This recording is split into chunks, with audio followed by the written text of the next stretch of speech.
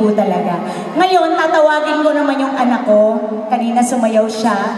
Ngayon, tatawagin ko siya kasi pinipilit ko siya maging artista. Ladies and gentlemen, ang aking pong panganay, Sancho Vito de las Alas. Magandang gabi po sa inyong lahat. Wow! Gusto ko rin po sana nga ipaalam sa inyo na ako rin po ang producer nito. Kaya talagang wala silang choice. Lahat ng mga anak ko dadaling ko dito. Pero kidding aside, ito po ang first project ng NEDA Foundation.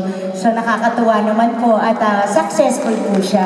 Thank you, thank you. Thank you talaga. Ito nasusunod sa akin na paglulukuhin mo sila. Kasi di ba, sabi ko, ba't gano'n? Lahat ng babae, pag nakikita ka, Alden! Alden! Kahit kumakain ng palitaw na pag ganito, Alden! Ito mga babae, ito parang may mga sabi. Ganito kumain ng palitaw, oh. Kasi bisigaw pa rin yung mga fans, nakakatawa. O anak ha, galingan mo, kakain ka rin ng palitaw. Siyempre naman, di ba? Siyempre, sa kanya, no? Sige, anak. Oo. At anak, pakita mo yung mo. Pakita mo yung dimples mo sa kanila. O, tingnan mo, di ba? Mapupunit na yung mukha niya, wala pa rin lumilitaw. Sabi ko, ayaan mo na next time, Next time, tatanggapin ka rin nila. O, tingnan mo. Sabi kasi, maraming nagagawa yung 350. 350 yan, ha? Yung iba, nandito, tingin ko, eh. O, nasa na yung mga fans ko dyan? O, nakita mo na, ha? In Aldrin on Saturday, Aldrin will not be anymore. I have something for you on Saturday. Yes, my very, very, very, very, very grandson. No, you will be ready on Saturday. Alam mo, ganun lang ha. Mag-Saturday kayo. Saturday. Saturday. Wala. Sumisigaw na sila. Halika na, anak. Magalingan natin, ha?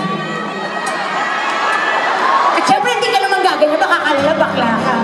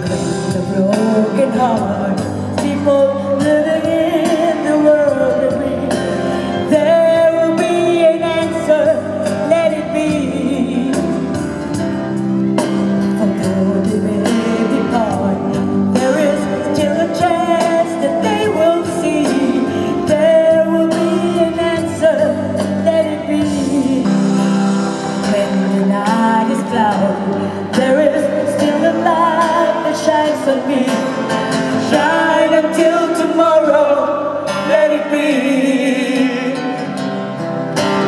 Wake up to the sound of music, Mother Mary comes to me, speaking words.